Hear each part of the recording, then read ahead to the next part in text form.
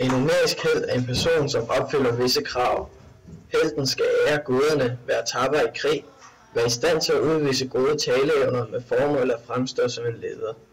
Ved at opfylde disse krav vil han leve op til sin arete, altså hans bedsthed, som betyder, at han yder sit maksimale på alle livets områder.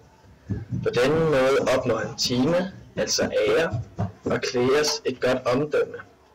På denne måde husker generationer ham, og dermed bliver han en helt og et idol. Odysseus er et godt eksempel på en homerisk helt. I denne reference til teksten vil alle vers være taget fra den 9. sang. Man ser hans snuhed og lidt af hans taleevner, da han snyder Kyklopen til at tro, at han hedder Ingen fra vers 364 til vers 370.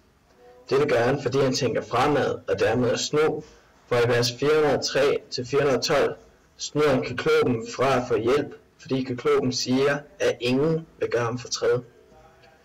For at slippe ud af Kyklopens hule sned de sig ud ved at binde sig til får. Der ser man også hans snuhed.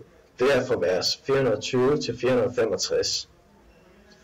Også sørget for at beære guderne, og i dette tilfælde Zeus, der offrer han de her geder, som de kommer ud fra Kyklopens hule på, og det er fra vers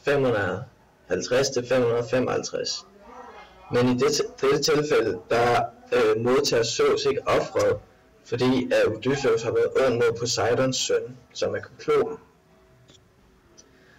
Og så en helt anden ting har vi det homeriske spørgsmål. Grunden til, at man kalder det for det homeriske spørgsmål, er fordi man ikke mener, at Homer har eksisteret. Homers værker blev dengang fremsat som det ypperste fra litteraturen. Det betød, at værkerne blev grundigt studeret, og børnene lærte at læse og skrive ud fra hans værker. Dog ved man ikke noget om ham som person, fordi der kun er blevet sunget om hans navn og værker af rapsoder, som er professionelle sangere, der lavede episk poesi.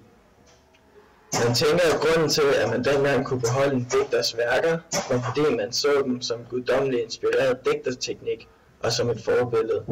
En ekstra ting var, at han var blind, hvilket gjorde værkerne mere ærefrygtige. Dog begyndte man allerede i antikken at stille spørgsmål ved måden gamle og nye elementer var blandet sammen, og det mente man ikke en guddommelig digter ville have gjort.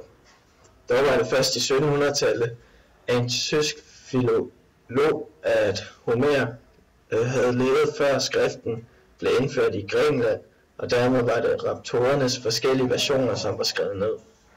Dette førte til, at nogen troede, at Homer havde skrevet alle beretningerne, mens nogen mente, at Homer var en betegnelse for mange forfattere under samme navn.